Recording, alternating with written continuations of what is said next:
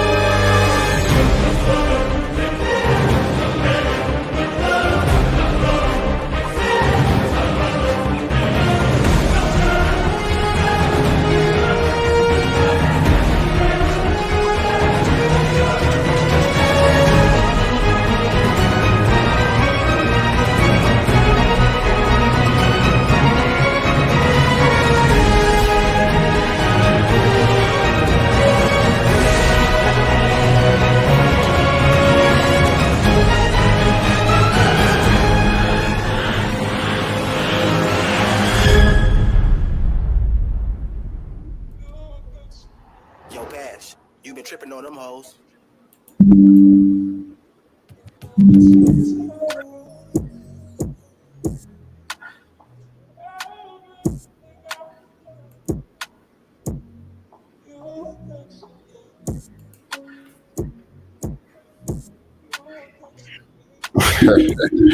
Burn live, yo.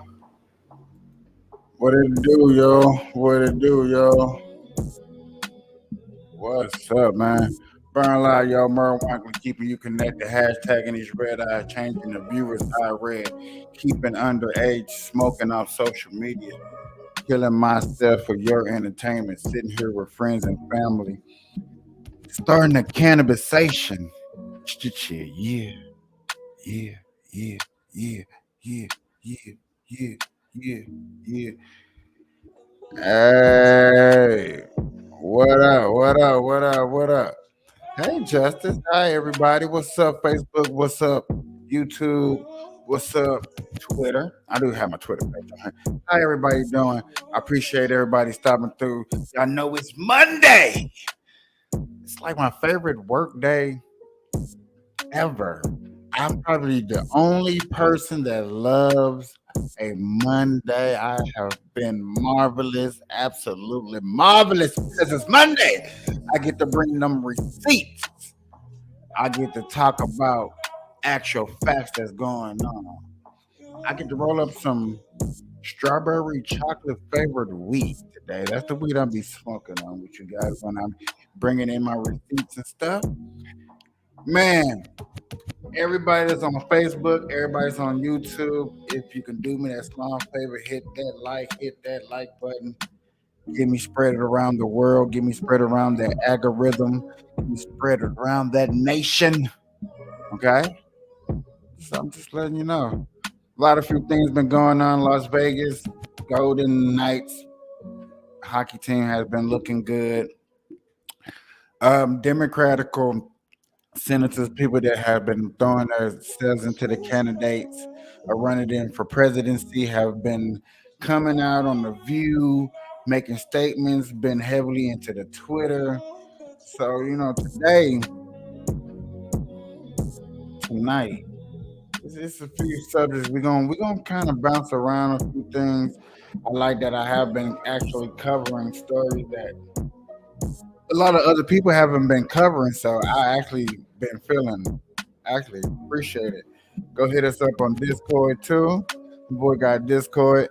Nitro been getting that Discord really, really popping. We can get a good conversation going on over there. Go hit us up.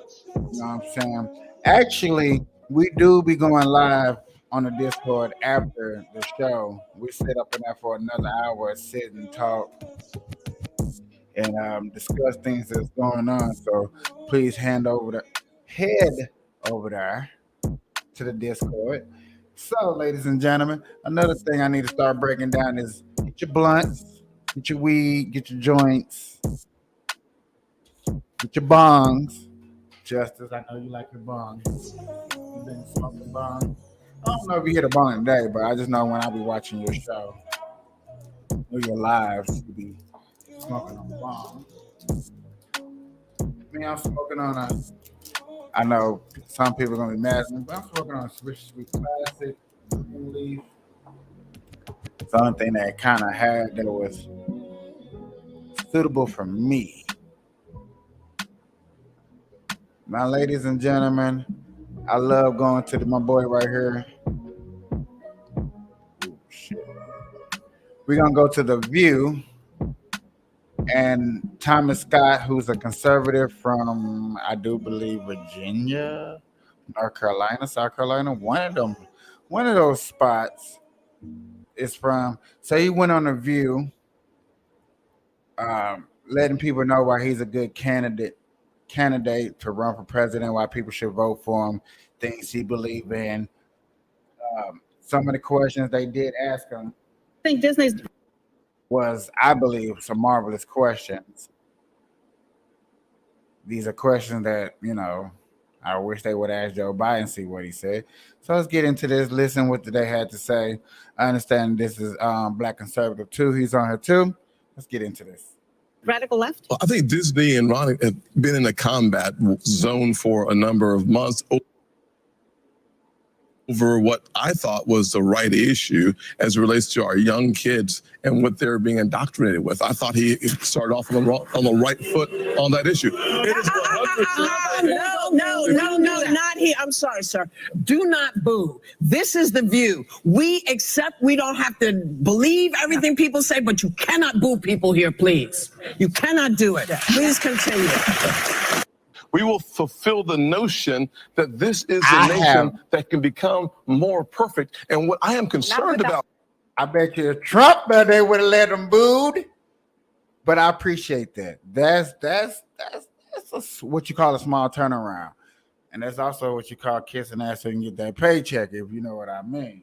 Fixing the structures and the systemic racism that is embedded in Well, the fact of the matter is that we don't have to agree. We don't have to agree on the fact that your definition of specific. Go up and tell him. Go tell him. Tell him from the mountain. We have to go to commercial. We'll come down.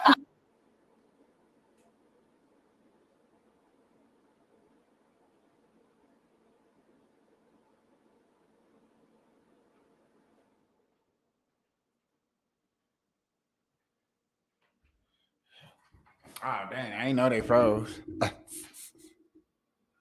I did not know they froze. I kind of should expect this because, ladies and gentlemen, I'm not going to lie to you. Oh, snap. And this ain't even set up how I need it. There we go. This is what happens when you're behind on your phone bill, your electric bill. Just be real 100. I kind of should have sort of. We'll come down. You're going to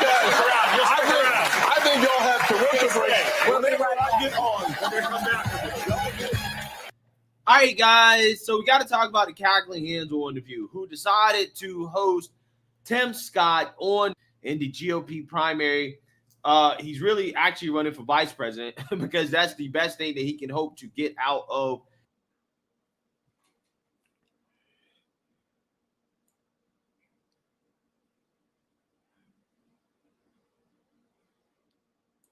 You say that your life disproves. I'm gonna let that load up just a little bit. That's funny how he just said the only thing he's running for is vice president. I would not be running for vice president and throwing myself into the hat, wasting my own money just to become the vice president. I would wait till somebody elect me or nominated me to become vice president before I even think about becoming vice president. Leftist lies. And Yes. my question to you is, I'm the exception, right? You're the exception. Maybe even Miss Whoopi Goldberg is the exception. Oh, she's But definitely the but we are not the rule. And 5 core aspects of life in the U.S. economics, education, healthcare, criminal justice, and housing. At nearly every turn, these achievements were fought, threatened, and erased, most often by white violence. You have indicated that you don't believe in systemic racism.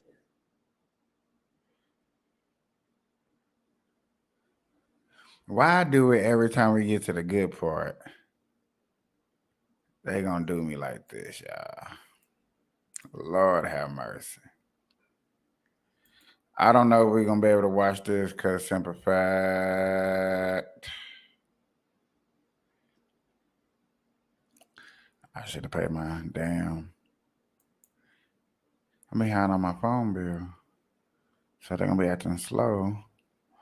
Oh, I got an idea.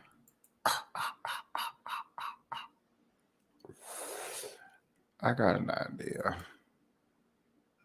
It's gonna be ghetto. This is what I would definitely call ghetto, especially if they let me do it.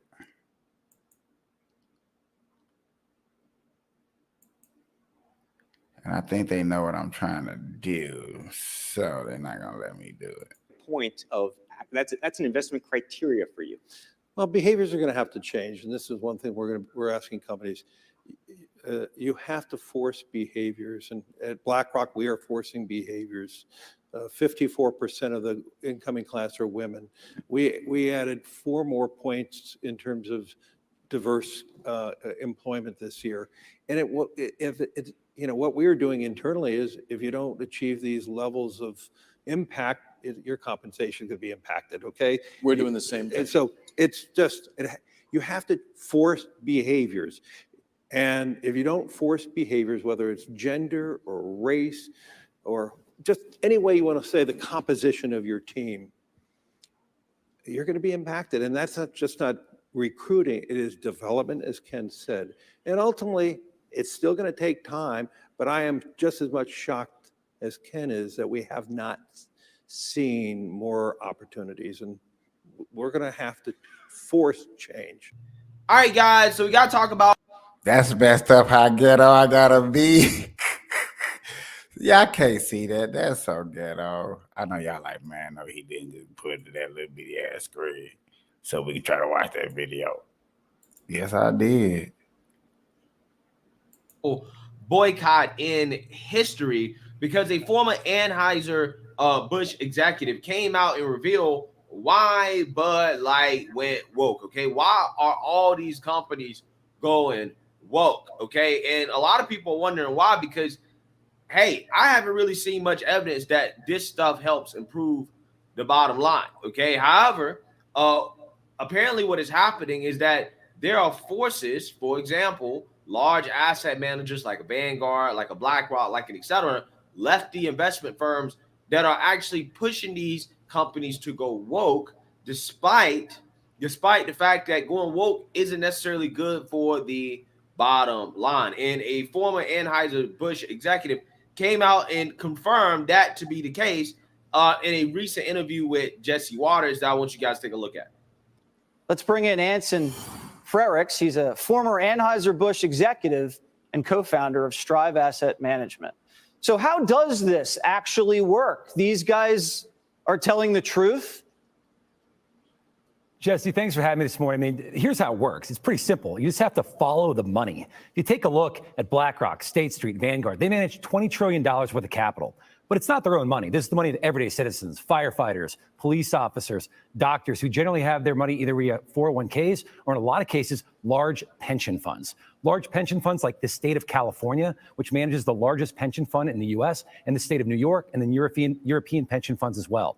And a lot of the politicians in those states, in California, for example, they recently have mandated those large pension funds that they divest from things like fossil fuels and oil and gas. And then when Bill de Blasio, mayor of New York, was there, did the same thing. But they also tell BlackRock, State Street, and Vanguard, if they're going to manage their money, they have to commit to things like ESG, diversity, equity, inclusion, and adopt firm-wide commitments that they therefore then force onto all the major companies in corporate America. So the governor of California, Gavin Newsom, says to a BlackRock, we're not going to send you our $100 billion state pension if you're going to invest in ExxonMobil. We're only going to send it to you guys if you guys are going to invest it in woke companies. And then that's what these places do. They invest it in these woke companies. They make them woker.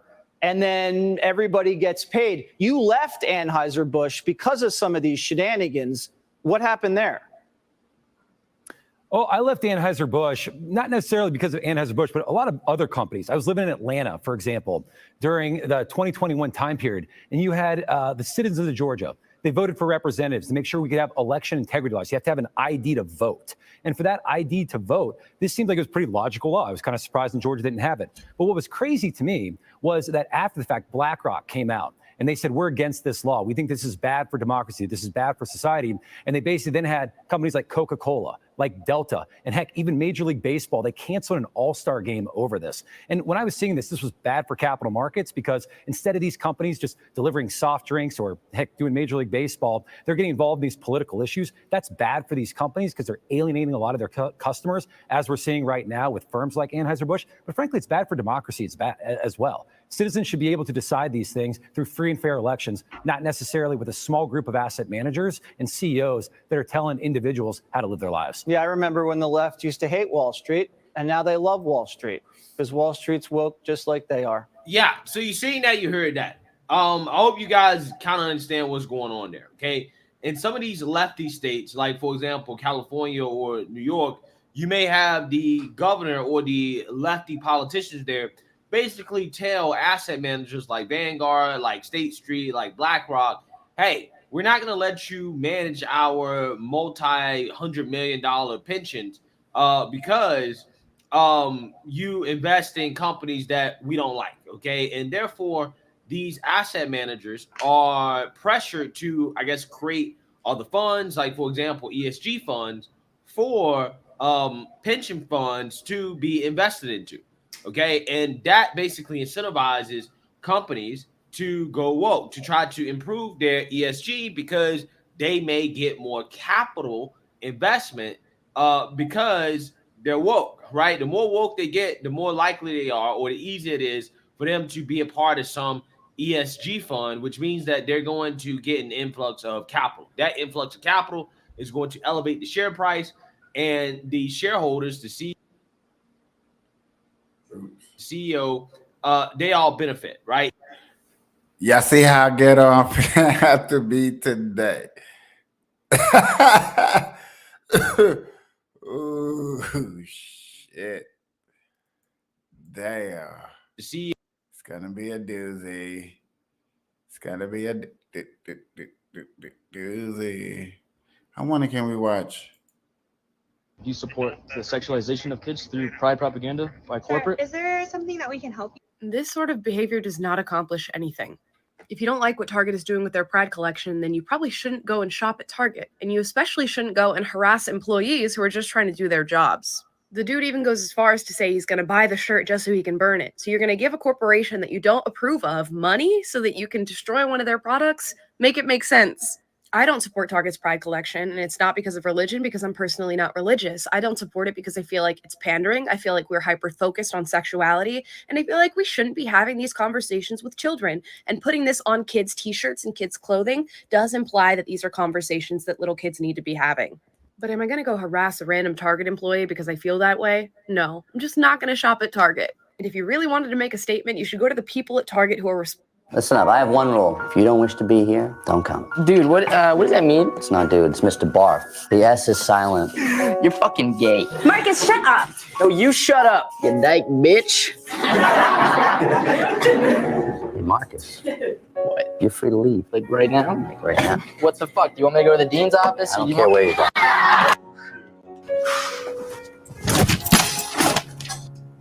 Anything else? Better back the fuck up before I fucking rock your shit. That bag, it doesn't have any feelings. It's empty. I used to be very angry too, okay? I get it. You have no reason to be angry with me because I'm one of the few people that's here trying to give you an opportunity. Why'd you throw Marcus out of class but not Jerry? I mean, Marcus verbally assaulted you. That's not allowed in my classroom. And what they say to me is immaterial. You'll all be okay. Mr. Barth, do you like me? Yes, of course I do.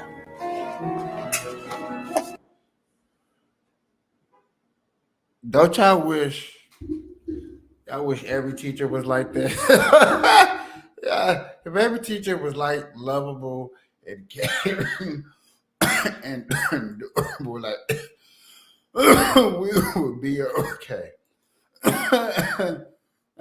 We would. That was funny. That was what's the word I'm looking for? Heartfelt. I think heartfelting. Heart feeling. I don't know. Here are some trademarks that brands and celebrities tried to get, but they were rejected. Cardi B tried to own Oak, but the patent office threw it out. They said, drag queens already use this. Snooki was denied the trademark to her own name because they thought it was too similar to Snooki, this underwater cat. Cheerios tried to own this color of yellow. They said it was too broad. And Subway tried to own the word footlong. Same thing, too broad. In 2005, a French perfume company tried to trademark the smell of strawberries. And the trademark office was like, no, like what even is that smell? In 2016, the Fine Brothers filed a trademark for the word react, so no one else could use it in reaction videos. And people were so furious, they withdrew the application. Charlie Sheen has had 22 phrases rejected by the trademark office, including Tiger Blood. Kylie Jenner has filed for a lot of trademarks, but the one she still can't get is her own name, Kylie. This one's copyright and not trademark, but the creator of the Carlton saw that Fortnite was doing his dance, so he filed for it. And the copyright office said 3 dance steps is not choreography. Don't tell TikTok.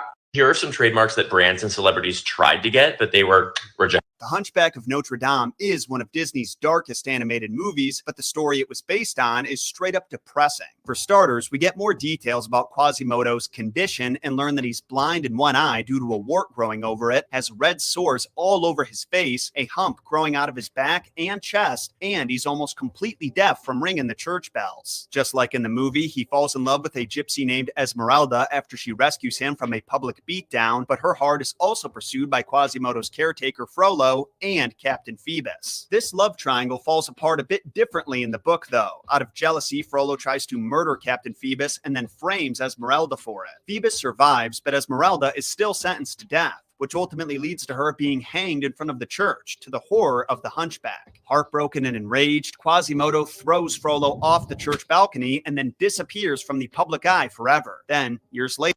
I'm gonna shove that cab driver. The idea of a utopian society where everybody owns nothing and is tickled shitless to work for the betterment of everybody has been tried.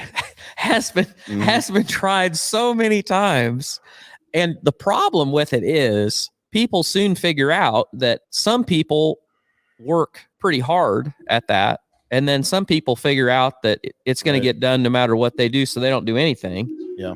And then the other side of it is that for some reason, the people at the top of this experiment, they don't ever seem to want to live like the rest of the people. And they're siphoning. They're a little more equal than others. They're siphoning off the top. The idea of a utopian society where the highest surviving branch of rose cuttings is this kind of branch. See this branch? We'll gently break it off from this position. When breaking off, don't cut the roots of the branches. Watch carefully. This place is the most concentrated location of rose nutrition, so rooting is also the fastest. when I say we do anything to get some likes or post something to keep it going. But then I can't hate on this because a lot of playing people is a lot of playing people. I'm not a playing person. As I look around, I think I need some more plants. In what was supposed to be a routine surgery, a St. Louis man says it was anything but. He was awake he's during filing a lawsuit surgery. against Washington University Why and the did that people happen in in charge my of making hometown? sure he didn't feel a thing. Chris Nagus from our sister station in St. Louis. Watch this. It was like torture, you know? For Matt Caswell, the memories of his surgery at St. Charles County Hospital remain fresh. I need to get out of here.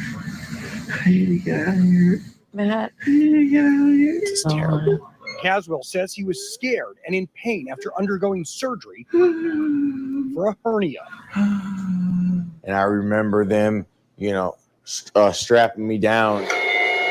Caswell says the surgery was anything but routine. He was expecting to drift off into unconsciousness under general anesthesia. But Caswell says that didn't happen. I just remember the mask getting put on my face. I knew I was in trouble when I felt the cold iodine hit my belly, and they were. In what was supposed to be a routine surgery, a St. Louis man.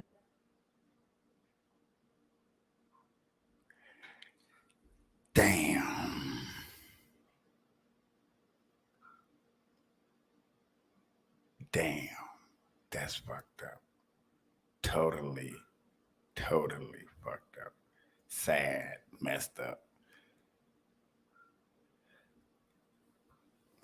That's why people are scared to go to hospitals, man. Stuff like that. In St. Louis too, y'all heard that was St. Louis, Missouri. So I ain't trying to. Oh, shit. If you're gonna tell my mom that she can't have a gas stove anymore and she can only buy an electric stove, but there's a gas hookup in the kitchen, it falls on the back of the renter, which is what does happen. Does that sound like a movie to you? No, it doesn't. I'm not even asking you a question because this is ridiculous. It's not a movie. These are people's lives. And we have the Department of Energy who doesn't even have the guts, the courage to come in here and answer questions about their proposed rule. They'd rather hide in their building down the street than come in here and talk to the American people, talk to the people's representatives. And we do have to fund the Department of Energy. That's coming up in a couple of months. If you can't come in here and answer questions, why would we fund you? I'm not even joking around because this thing is stupid. If you're going to tell my mom that she can't have a gas stove anymore and she can only buy an electric stove, but there's a gas hookup in the kitchen. I've been hearing about this idea of where they want to take out all gas stoves in the homes and in small businesses and making everybody use electric. I have heard about that. I didn't think how true it was, but the more and more I hear about it, it's got to be true as hell. That's messed up. Yeah, that's a little messed up. People don't know this, but this is actually the right way to eat a cinnamon roll. We start by unraveling it from the center and... I'm sorry. Come here. Get so close. We need to talk about this. Closer. Back it up a little bit. That's not the right way to eat a cinnamon roll. I'm sorry. The middle is not to be eaten first. It is to be eaten last. Not only do I know how to eat a cinnamon roll, I know how to bake one even better, and I'll show you. Okay, so first there's going to be regular cinnamon rolls like at the store. And then when you lay them out to cook, you're going to put heavy whipping cream in between the spaces of the cinnamon rolls before you put them in the oven. So putting the heavy whipping cream in between the spaces will actually make the cinnamon rolls just like the Cinnabon ones that you get like at the mall. So as you can see, the heavy whipping cream makes the cinnamon rolls way bigger, and I'll show you how to properly eat it. You're supposed to eat the outside first. The middle is always the reward. Look what happens when you eat the middle first. Look at this. Does that even look right to you? That doesn't work. It's not right.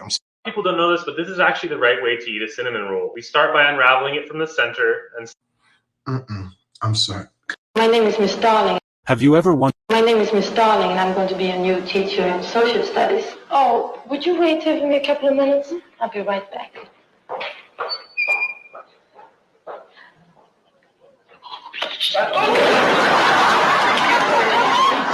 Thank you. Oh,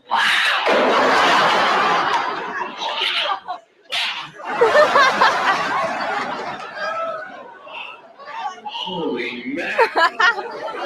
I'm so glad to know that we are the same species that we were, 60 years ago. A lot has changed, but men's response to a woman walking away has not changed. Somebody said, good times when boys were normal. Another one said, let's bring holy mackerel back. Somebody else said, what's her at? Wonder what she's up to these days in the nursing home. But she still looks hot. My name is Miss Darling, and I'm going to be a new teacher in social studies. Have you ever wondered why DreamWorks make 3D animated movies and not 2D animated movies? Well, the answer to this question is Sinbad Legend of the Seven Seas. We all know that it's actually a pretty fun movie, full of crazy adventure, entertaining characters, and some pretty impressive 2D animation. But Sinbad is actually what ruined 2D animation for DreamWorks. It was a pretty big flop at the box office, making DreamWorks lose over $125 million. And this movie is actually what ruined 2D animation for DreamWorks. After Sinbad, the company decided to stick solely to 3D animated films and no longer do traditional animation. Surprisingly, Disney more or less followed suit after The Princess and the Frog flopped 5 years later. Have you ever wondered why DreamWorks make 3D animated movies and not 2D? A hotel in New York City abruptly decided that it was going to take a bunch of illegal immigrants that had been bussed up to New York City. But that meant that they were going to have to cancel all the rooms that were booked for a paying customer, and it was a newlywed couple. A Florida-based couple booked a block of rooms for 30 people at a hotel in New York City, and then learned their reservation had just been tossed to the side when a bunch of illegal immigrants needed housing. And this is a trend in New York City as well. Apparently 20 military veterans who were living in these hotels were being forced to go find other living accommodations because the illegal migrants needed it more than our military veterans. It's just intersectional politics running its course in New York City. Of course, we have to first appease the illegal immigrants in the hotel that is apparently a business. And then the homeless veterans come second because, yeah, sure, they served our country, but they're not illegal immigrants. And then the paying customers, because screw you. I know you spent your hard-earned money on this, but we don't care about your wedding. Sounds like New York to me. A hotel in New York City abruptly decided that it was going to take a bunch of illegal immigrants.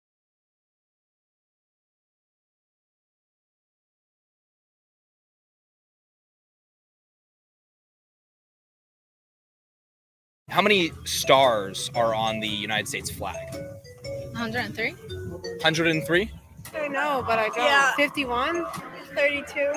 What country is the Queen of England from? I'm not a politics guy. I ain't gonna lie. I don't know. I really don't know. Just take a guess. Like, what country is the Queen of England from? Europe? I don't know. I don't know. I just took a guess. What ocean is on the east side of the United States? Pacific? No, I can't do the oceans. I don't do the oceans. Pacific, right? Can you name the 3 Kardashian sisters? Kim, Courtney, and Chloe. Bonus points for the brother? Robert. What? Rob. What's the capital of the United States? There's a capital? What? Yes. Lexi. Take a guess. I don't know. Probably California. Yeah, that's right. It is? No. How many stars? He said, what the capital of the United States? He said, probably California. Images that will make you feel uneasy. This is an abandoned hospital that had a single visitor last night. This man ripped up his carpet to find this satanic pattern on the floorboard. This is a 650,000 square foot brand new Amazon facility, and there's fog in the background. This is a train track in Chicago that carries over 34,000 passengers a day. As you can see, it looks like it's gonna break at any moment. This is a genetically mutated chick. It has 4 legs instead of 2. This is a nuclear waste sign that was meant to be read years in the future. It reads, "This is not a place of honor. Nothing valued is here." The more that you look at this photo, the scarier it gets. The snow used in The Wizard of Oz was actually 100% asbestos, which is a cancer-causing substance that can make you extremely sick. Images that will make you feel uneasy. This is an abandoned hospital that had a single visitor last night. This man ripped up his carpet to find it. I'm finna go back to the one where he says if you stare at the picture, it gets weirder and weirder. I started staring just to see. This satanic pattern on the floorboard. This is a 650,000 square foot brand new Amazon facility, and there's fog in the background. This is a train track in Chicago that carries over 34,000. See how big that damn hole is? Damn. Passengers a day. As you can see, it looks like it's gonna break at any moment. This is a genetically mutated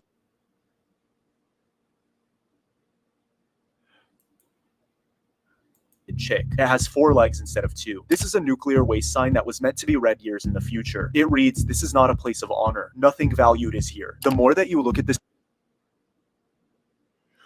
The more you look at this, the stranger this picture gets. Not really.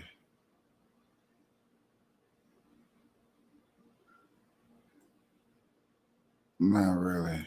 this photo, the scarier it gets. The snow used in The Wizard of Oz was actually 100% asbestos, which is a cancer-causing substance that can make you extremely sick. Images that will make you feel uneasy. This is an abandoned. There was a father that posted a photo of their child in the bathtub where you couldn't see everything, but you could see enough. And it said on the top of it, they have no idea what's going to happen to them tonight. And then underneath there was comments with other people saying what they were going to do to this person's child. Oh my God. And at this point, remember, I have access to their server and they don't know it. So after I spoke to my attorney, who told me, hey, you did break federal law. You know, like, if you report this, you're risking going to prison. But I was just thinking to myself, if I bring this to trial, what jury is going to convict me? I mean, I just don't think guilty or not. I'm willing to take my chances since he was a guy trying to run for Congress. Spoke to over 10 news stations. I have some of the calls recorded with them. Everybody was interested in this story. They thought it was amazing. As soon as it got to legal, not one of them posted this story. 6 months later, I'm reading the news online. I see Nathaniel Larson arrested at an airport at a layover with a 12-year-old girl that he kidnapped and raped. And they were fully aware of what he was doing. They're fully aware of the 3,000 other people that I caught on the website with their IP addresses, their emails, their chat history. A case on a golden platter for any district attorney. They're just letting this slide. And nothing happened. They didn't even bring up his websites in the news article. There was a father that posted a photo of their child in the bathtub where you couldn't see everything, but you could see enough. And it said on the top of it, they have no idea what's going to happen to them tonight. And then underneath there was comments with other people saying what they were going to do to this person's child. Oh my God. And at this point, remember, I have access to their server and they don't know it.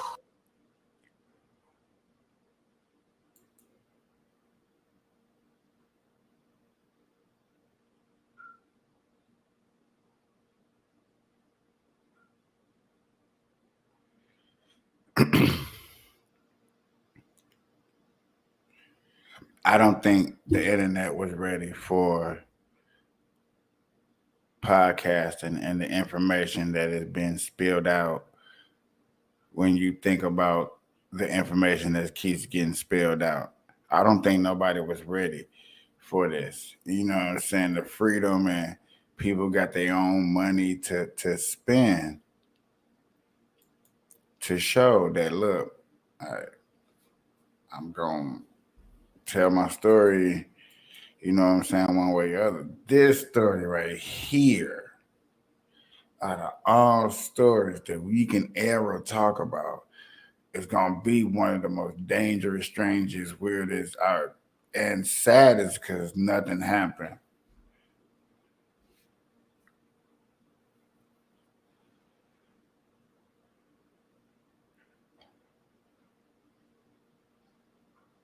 The fact that they knew about it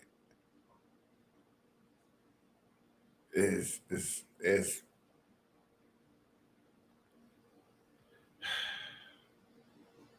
Hey, you guys want to see something pretty cool?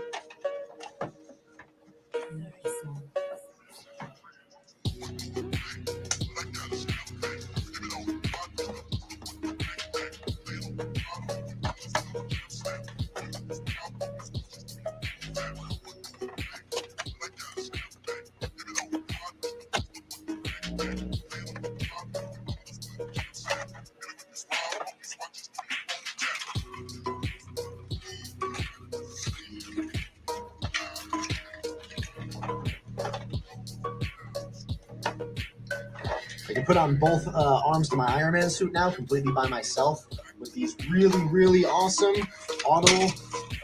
auto retracting keychain lanyards.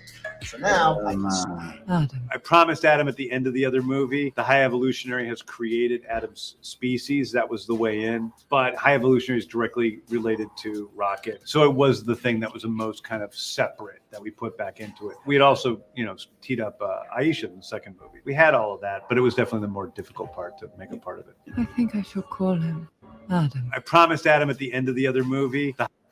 Oh, this would be a good crazy hair day. No! Did you learn this? Why do my hair look like that? What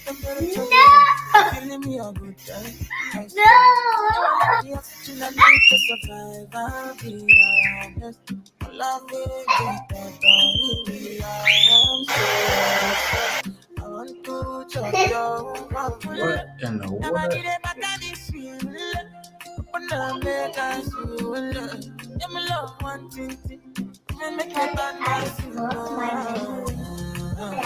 Now I can do it.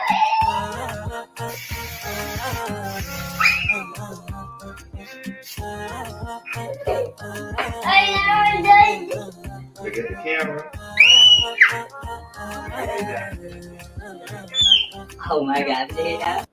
Oh, this would be. Why am I injecting this egg with mustard? I've got a strong suspicion that my chickens are eating their own eggs. And one thing I know is that chickens hate mustard. So in order to discourage them from cannibalizing their own young, we're going to set them up with these mustard eggs. And I know for a fact that they're eating their eggs because yesterday I caught a hen laying a fresh, steamy egg, and I purposely left it to see if it would still be there 24 hours later. And here we are the next day, and that egg is not in the nest. Now, we do have 3 total eggs. There's been a huge decrease in production, and boy, that one right there is warm. That's a fresh one right there. Steam coming off that one. So right here we have our 3 mustard-filled eggs. These will probably end up ruining the nest if they do tear into them. We're going to put 1 in each nest. In addition to those eggs, we're also going to put some golf balls in there. Obviously, they can't eat golf balls. So between eating mustard, which they don't like, and golf balls, which they can eat, eventually they should give up. Hector's been trying to fight me lately. Look at that, huh? Look at that. Look at that. I'm a 1999 chicken wrangler champ in the state of Kentucky. Chickens are fed and happy. Stay tuned tomorrow. Let's see what happens with the mustard-filled egg. Why am I injecting this egg with mustard? I've got a strong suspicion that my chickens are eating their own egg.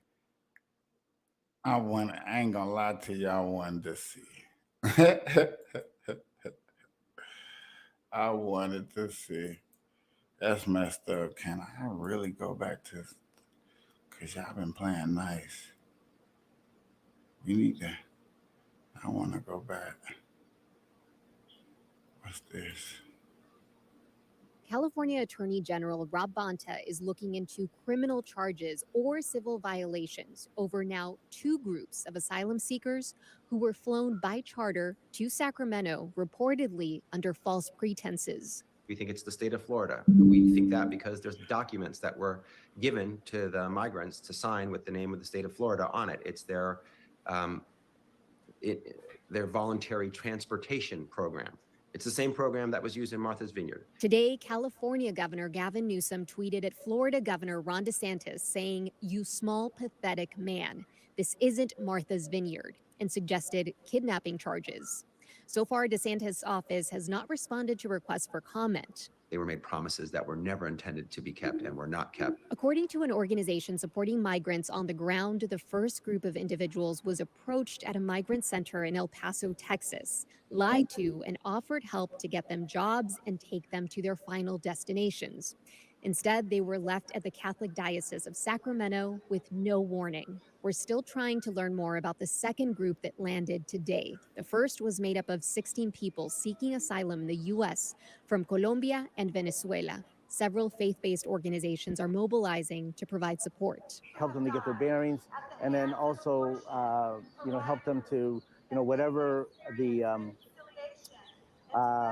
immigration process that's been set up for them at the border, that they can be followed through and they can get hopefully some prompt resolution to their case.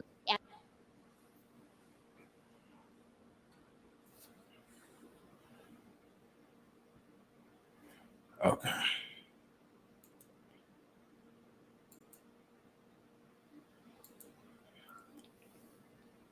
Y'all see, we just went through that small little video, but we can't go through no.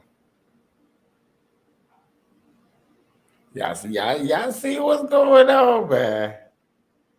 Y'all see the conspiracies. They don't want me talking that shit today, so they trying to be selective on the video, which is not cool. Not cool.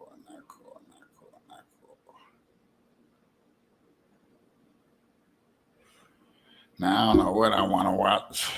Well, yes, I do. Yes, I do.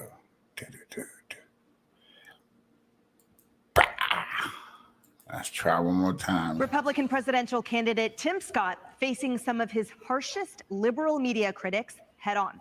The South Carolina senator joined the Women of the View moments ago to make his case for the White House, and Scott's appearance comes after a series of racially charged attacks from many of the show's liberal co-hosts. You are the first Black senator elected in the South since the Reconstruction. That would be about, I think, about 114 years. Yet you say that your life disproves leftist lies. And Yes. my question to you is, I'm the exception, right? You're the exception. Maybe even Miss Whoopi Goldberg is the exception. Oh, she's but, definitely the but we are not the rule. And so when it comes to racial inequality, it persists in 5 core aspects of life in the U.S.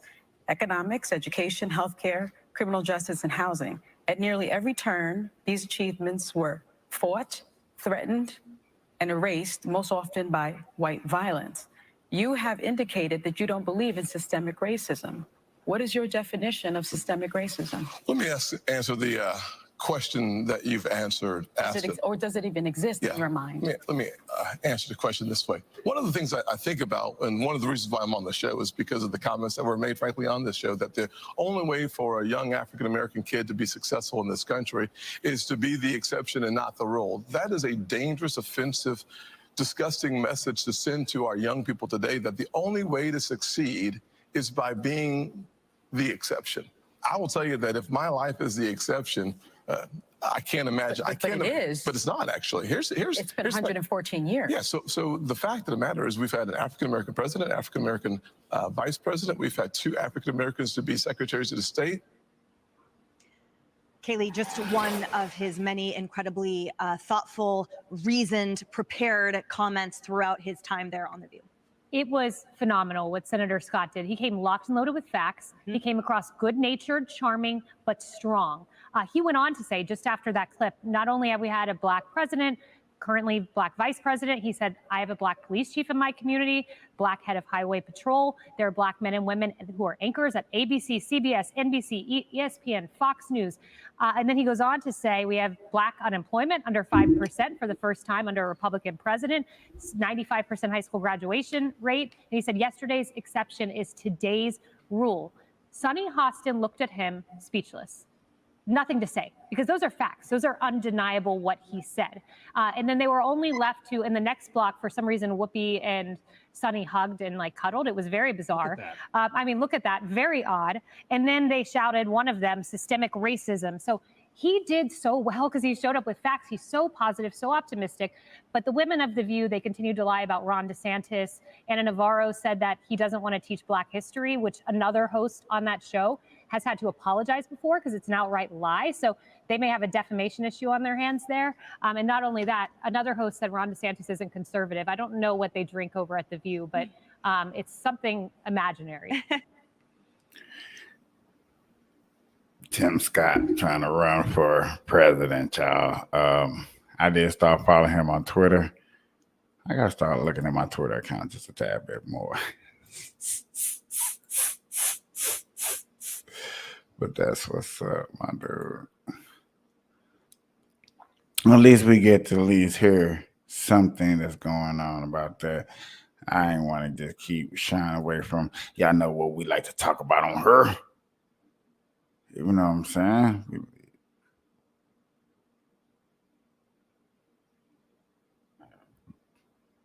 Interesting.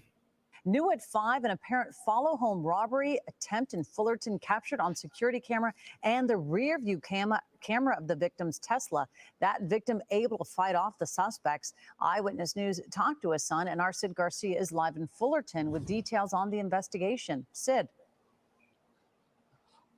Investigators are wondering if the 3 guys who attacked the man here in Fullerton yesterday could also be the same crew that attacked another gentleman in Rowland Heights, which is about 15 minutes from here.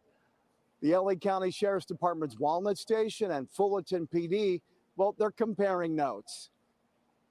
It's your card.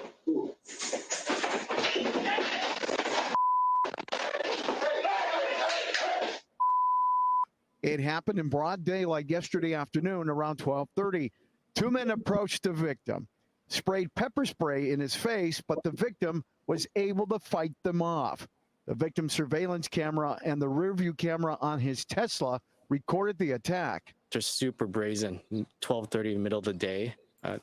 You know, they went back into the car and like, hey man, dog, you a bitch.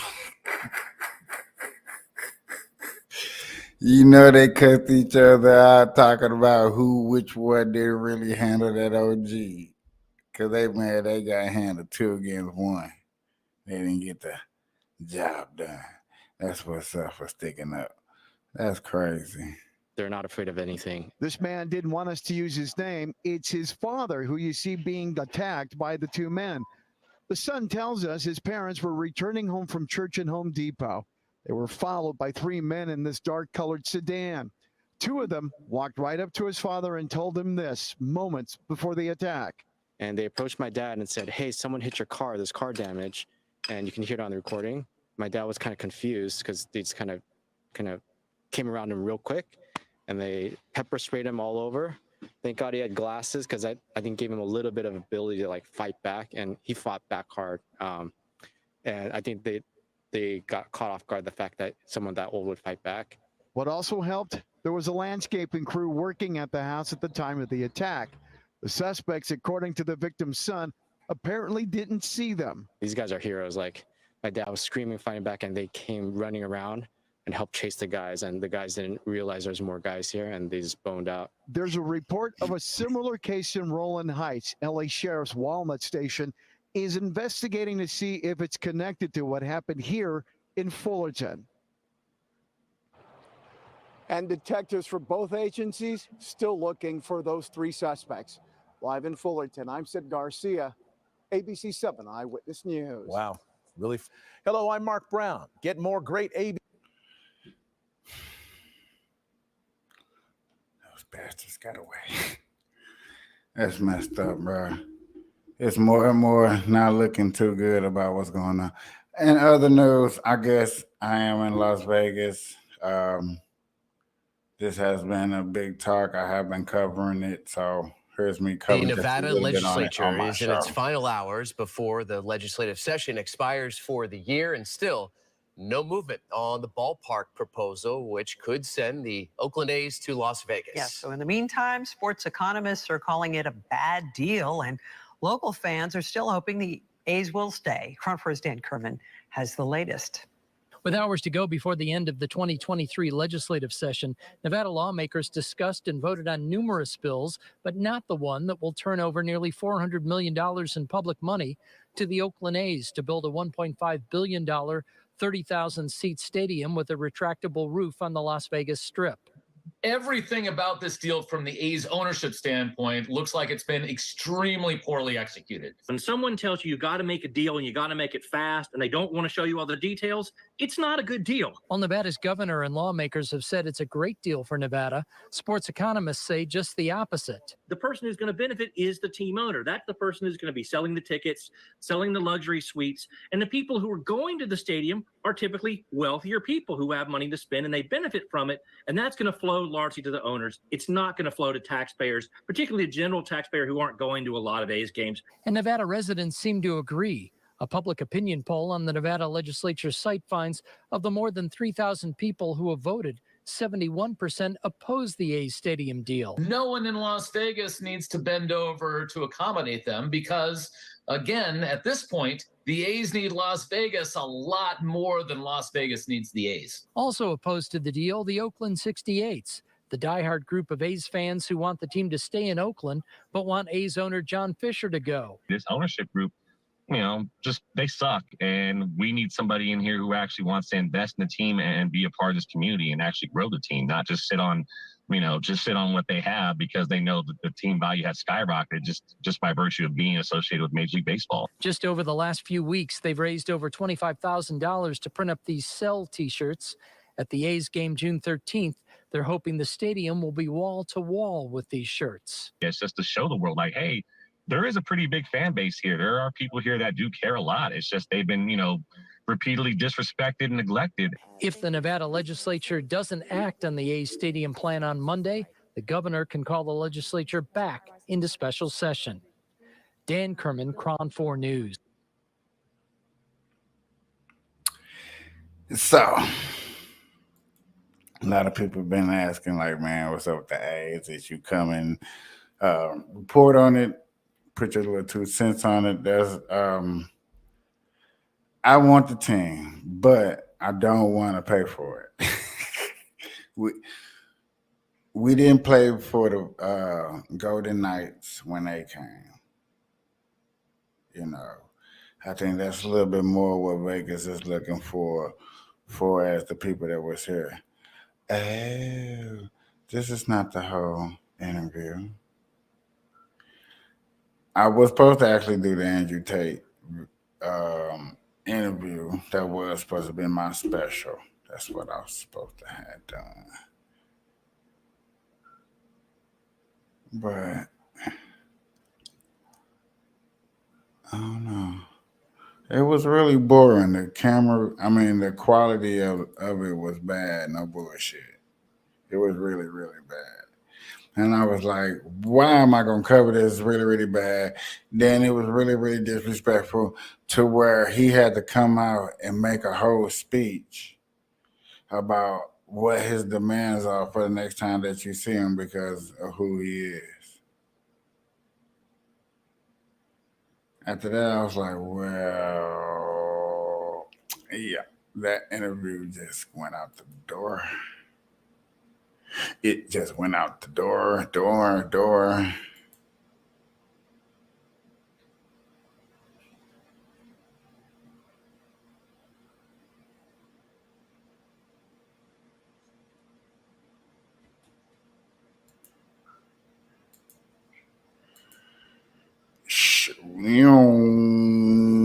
That boy gone.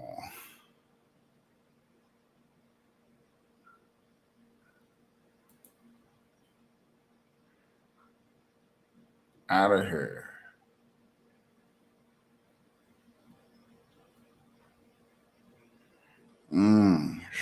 Watch out. Watch out. Ooh. Intersection. See, how you gonna be trying to get away in the truck with stuff in the back, man? You should have, if you're gonna do that, go straight out of town. No stopping. Just go out of that district.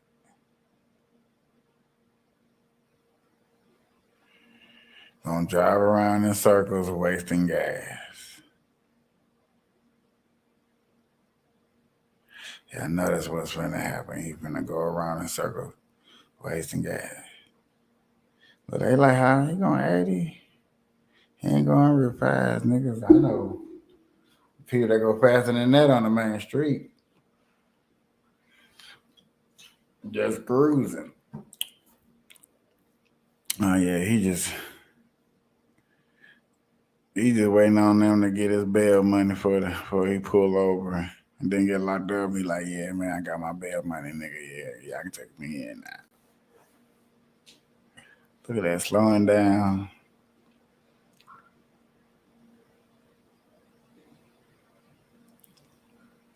And I don't really do the boxing no more. You know, police cars don't want to take that hit and take a, you know what I'm saying, be all that.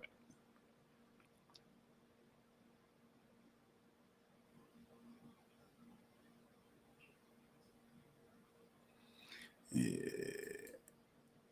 That was kind of boring with no sound. What's this? Natural gas tank. What? We are starting with a new video just into our newsroom tonight. It shows the moment a gas tank explodes in Channelview this afternoon, sending the tank flying into the air. And it landed right onto a family's home nearby, causing some serious damage. And investigators say it's a miracle no one was seriously hurt. Maria Aguilera is inside that family's home in Channelview tonight with the wild story. Maria. This is where that natural gas tank landed, collapsing the roof more than 900 feet from where it launched, damaging 2 homes. This is the moment a homeowner seen in this surveillance video cut into a natural gas cylinder. Like a little whistle, and then out of nowhere it was like boom. His son, Antonio Medrano, was inside the home. He says it felt like an explosion. It's crazy. It's crazy. I thank God, to be honest, because I could have killed me. My roof is all falling apart, my wall. Harris County Fire Marshal's office says it happened around 2:30 p.m. and it was not an explosion. It was a catastrophic and sudden release of a compressed natural gas cylinder. Officials say the homeowner was cleaning the yard and cut into the cylinder with a saw, releasing the pressure from inside, destroying part of the home where 5 people lived. Well, I'm just glad that we're good. Like we don't really care about the house. It's just something we could get it back. So I'm just good that we're good. The gas cylinder launching into the air, flying more than 900 feet before crash landing into another home, leaving a large hole on the ceiling and floor of the living room. Jose Ortiz, the homeowner, says he wasn't home, but his family and kids were on the porch when the tank came crashing down.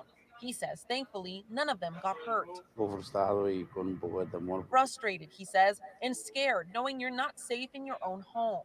Now Ortiz says he's getting help from his neighbors to get it fixed. And Medrano says his family will stay with his sister for now, leaning on their faith. It's all up to God, we're putting it in his hands. Everyone tonight thankful there were no serious injuries. In Channelview, Maria Aguilera, KHOU 11 News. My. It was a close one. Dog, that's too doggone close, man. That's too damn scary. I'm super thank God I wasn't part of that, man. I don't know if I can handle this. Whoosh. I can't even imagine. I don't want to imagine. I ain't trying to imagine. I'm never going to imagine. No crap like that. The stark realities of a potential second term for President Biden now coming into clearer focus. Biden's 2 stumbles last week have even many Democrats worried that he may not be fit to lead a 2024 presidential ticket. Nonetheless, many would still rather have him as leader of the free world if the alternative is his vice president and expected running mate, Kamala Harris. New York Post opinion writer Michael Goodwin warning that Vice President Harris is just one Biden fall away from the Oval. Voters, at least many of them, share that very same concern. Look at this, a new poll out of Monmouth showing the VP's approval rating at a terrible 37%, worse than Biden's in a lot of these numbers. Harris has repeatedly demonstrated why her numbers are where they are, because she's become, over the course of these last few years, something of a master of a word salad. Watch this. You need to get to go. I need to be able to get where you need to go. The significance of the passage of time, right? The significance of the passage of time. So when you think about it, there is great significance to the passage of time. Who doesn't love a yellow school bus, right? Can you raise your hand if you love a yellow school bus, right? During Women's History Month, we celebrate and we honor the women who made history throughout history. So well said, as always, Madam Vice President. And it always sounds like she's talking to 3-year-olds. And often she is talking to like very accomplished adults, as a matter of fact. So, Tom, I want to start with you because you play President Biden on Gutfeld. That's right. So you're an expert here. This is a bit of a Kamala conundrum, if you will, a Democratic dilemma of their own making. This is their ticket that they went with last time as kind of this bridge type team to try to beat Donald Trump. They did so successfully. Yeah. And now they're sort of stuck. They are stuck. Nobody could have seen this coming because we knew that voters didn't really like Kamala Harris too much. She never really had much support, and she attacked Joe Biden, and then he made her his vice president, and then she came into office. We thought, well, she'll grow into the role. She's gotten worse. She has gotten worse. Originally, she talked to children like she was talking to children. Then she started talking to adults the way that she talks to children. So I don't know what she's doing, but I don't know that her presidency would be much different from Joe Biden's. It's generally just generic Democrat principles. Joe Biden doesn't really have any personality anymore. He's not the person he was when he was a senator, right?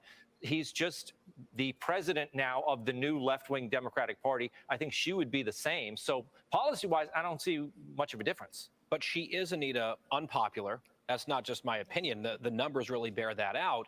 And I think Republicans are going to start, we've heard it from some of them already, making quite explicit the specter of a Harris presidency if Joe Biden couldn't continue and serve out 2 terms.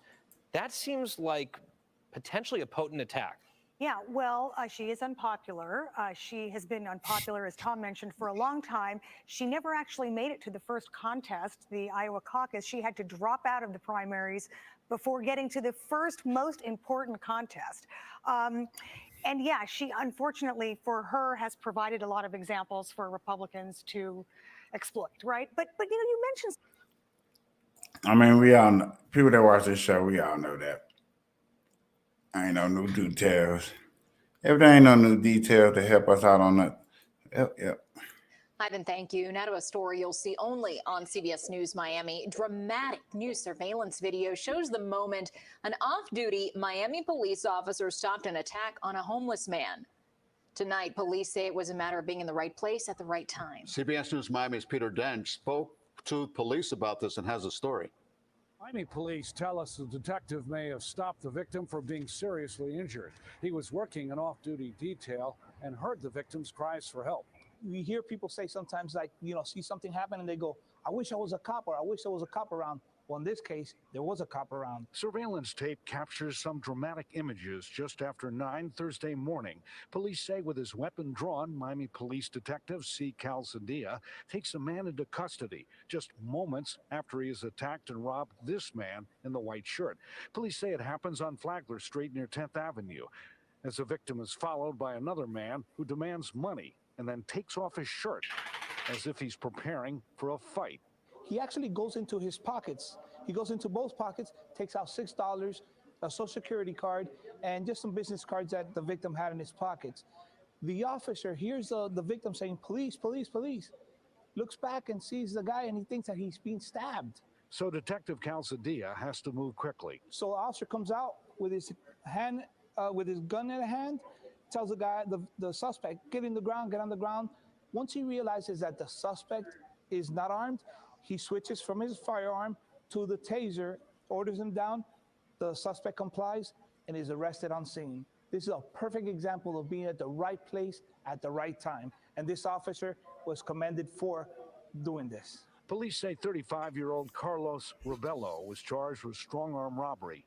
They say both Rebello and the victim, a good cop, are homeless. All he had was $6. We're talking about a person that is homeless, and he's taking the $6 that is probably all he has for the week. We're seeing a homeless attacking a homeless, robbing a homeless.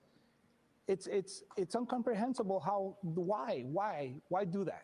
I caught up with Calzadilla, who's a robbery detective and works the off-duty detail once a week. He told me he's 46 and has been with Miami Police for 9 years. He also said he was glad he was here and could help the person who was being attacked. In Miami, Peter Dench, CBS News, Miami.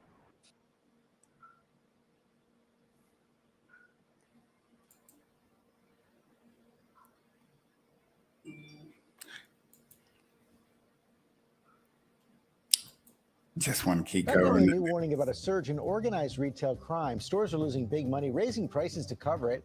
And the greatest cost You know, we talked about this. Ariel Rush here with the details. Good morning, Ariel. Good morning to you, George. Retailers we talked to are losing billions. Big money, raising prices to cover it. And the greatest cost could be to the Look at this safety of workers. motherfucker. Ariel Rush here with the details. Good morning, Ariel. Good morning to you, George. Retailers we talked to are losing billions of dollars to organized retail crime. And We talked about that yesterday. No, the day before yesterday. Tonight, tension mounting between the U.S. and China after another close call, this time in the Taiwan Strait. They want us to stop flying and sailing and operating in support of international law. Not going to happen. The Defense Department releasing this video showing a Chinese warship nearly colliding with an American destroyer, coming within 150 yards of it, forcing the ship to slow down to avoid a crash. The encounter happened Saturday during a joint military drill with the Canadian frigate. But it was in Singapore where the incident boiled over, with U.S. Defense Secretary Lloyd Austin and China's Minister of Defense Li Shangfu at the same security conference and traded barbs over provocation. Secretary Austin accused the People's Liberation Army, or PLA, of being unsafe. Accidents can happen that could cause things to spiral out of control. Lee telling the U.S. the best way to avoid problems here is to, quote, mind your own business. As the PLA modernizes and as it expands, it's able to conduct more intercepts so they become more normal. It's happening more often. Just last week over the South China Sea, a Chinese fighter jet flew across the nose of an American surveillance plane. And earlier this year, NBC News was on board a U.S. Navy aircraft when it was intercepted by a Chinese jet that flew 500 feet off the wing for over an hour. U.S.-China relations have hit new lows since the U.S. shot down that Chinese balloon earlier this year. China says these encounters are justified to protect its sovereignty in what is a deepening rivalry with the U.S. in Asia. Thanks for watching our YouTube channel. Follow today's top stories and breaking news by downloading the... Yeah, I don't like how they playing games like that. I don't like how they messing around with the messing around with the messing around. More now on the breaking news in the Washington, D.C. region. F-16 fighter jets scrambled shortly before a small plane crashed in Virginia. The aircraft created a sonic boom that a large number of people heard. Here's a look from one person's security camera.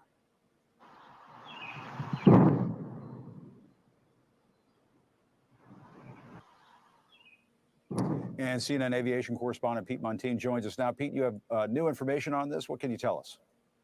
We're just getting a statement now, Jim, from NORAD, and I want to read it to you. This is from CNN's Haley Britsky from Tyndall Air Force Base in Florida.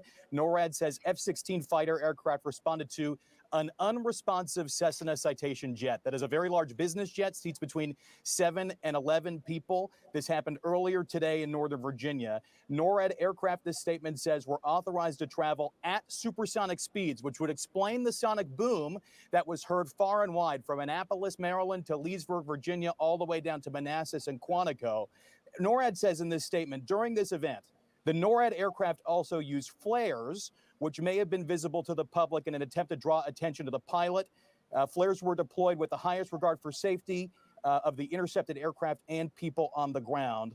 The plane was intercepted around 3:20 Eastern time today, and the pilot was unresponsive, subsequently crashed near the George Washington National Forest in Virginia. I'm also hearing from a source familiar with this investigation that 4 people were on board this airplane. Pilot unresponsive. The plane overshot its initial destination in New York by about 315 miles. You can see the track there on flight tracking site FlightAware. The plane took off from Tennessee and then went northeast bound over Northern Virginia, over the eastern shore of Maryland, Delaware, southern New Jersey, and then turned inbound for Long Island there. Then proceeded to fly southwest bound and through the layer and layer and layer of restricted airspace around Washington, D.C. It's known as the Flight Restricted Zone and the Special Flight Rules area. That apparently is what triggered this intercept. To me right now, I can tell you as a pilot and a flight instructor, this sounds like the Payne Stewart incident you may remember back in the 90s when the pro golfer was on board his Learjet and that airplane had a sudden loss of cabin pressurization. The crew, as well as the passengers on board, passed out because of the high altitude air outside, not breathable inside. Therefore, fighter jets were scrambled in a similar incident to try and intercept that airplane. Ultimately, that plane crashed. So we know, at least from the Virginia State Police, that they are still searching for the wreckage here in a very rural area of Virginia. But the latest information from NORAD is that the pilot was unresponsive and that fighter jets were scrambled and they were okayed to go supersonic. So all of the things are lining up here. It was not just a sonic boom that we heard, not just a military pilot who eked through the sound barrier by accident. This was something that was intentional, and they were trying to get to this airplane with the pilot who was not responding. So it does not seem, at least right now, that this was something that was intentional, not like something it was a terroristic act. Woo! That's why all I was wanting him to see Where the to pilot get was to, not like, is it a responding, terrorist and they attack? had to Is send it a fighter what? jets Because to he was rule going out some on and on possibilities and here, on. Jim. Yeah. I was trying Yeah, to and see Pete, where we was if going. we can, I don't know if we can show that graphic one more time for our viewers, because I think that was very helpful. Earlier in this hour, we were talking about whether or not the plane just took off from northeast tip of Tennessee and then crashed in the mountains of Virginia. that can underline why it was so alarming for military officials, U.S. Air Force officials, for that plane to go all the way up to Long Island and then turn around and come back down. That's very strange. That's very. You know, military trying something new. Trying something new. That's what happens when they try something new. You know, they always get a little mess up. Gotta tell a little story how it is, whatever. Yeah, I'm not gonna hold y'all on here too late. Hope y'all feel great. Good morning, good afternoon, whatever time y'all like this. This is the end of the show. Y'all stay to the end. Please hit that like button, hit that subscribe. Highly appreciate this, ladies and gentlemen. Good night.